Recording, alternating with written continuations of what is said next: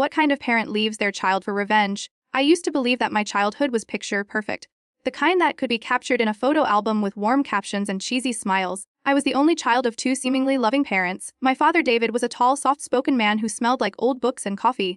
My mother Eliza was warm, with a laugh that filled a room and hands that were always busy. Cooking, cleaning, fixing things, comforting me. We had our little rituals, Saturday pancakes, Sunday hikes, and bedtime stories that never ended without a kiss goodnight.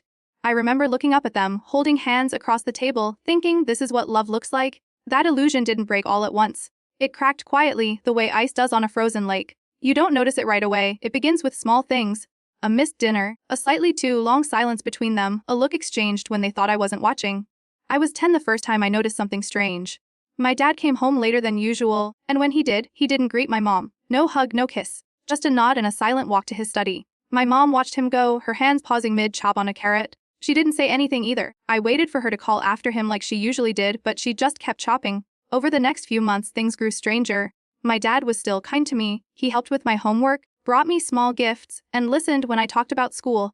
But something had shifted. He didn't sit on the couch with mom during our movie nights anymore. He no longer lingered after dinner. He would go into his study and shut the door.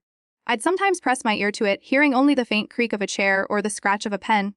One night, I caught them arguing. Not loud, never loud, just a hushed, tense exchange that seeped through the floorboards from the kitchen.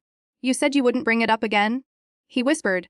"I didn't bring it up. You did, by walking in late and pretending everything's normal," she replied. There was a pause. "We had a deal, Eliza. And deals change, David. Especially when you lie." I remember hiding behind the staircase, clutching the railing, trying to make sense of the words. Lie about what? I had never seen either of them raise their voices. It was like watching strangers in my home, wearing my parents' faces. Still, they kept up the show for me. Pancakes on Saturdays, hikes on Sundays. But there were no more stories at night. My dad would kiss my forehead in silence. My mother tucked me in with a tired smile. Then one day, the silence turned inward. My father stopped asking about my day. He stopped helping with homework. He would nod when I talked, but his eyes drifted past me as if I were a ghost he was trying not to acknowledge.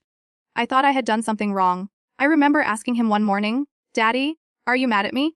He blinked, looked startled, then forced a smile. "No, sweetheart, I could never be mad at you," but the words didn't match the tone. They felt like an obligation, like saying, "I'm fine," when you're clearly not. I carried that moment with me like a stone in my pocket, too heavy to forget. It only got worse. He grew distant, and my mother filled the void, overcompensating. She baked more, she smiled more. She told me, "Your father's just tired from work." But I knew better. I'd seen the wariness in her eyes too. She was pretending. One particularly rainy afternoon, I asked my mom if we were still a family. She froze mid-laundry fold, turned to me, and said, "Of course, darling.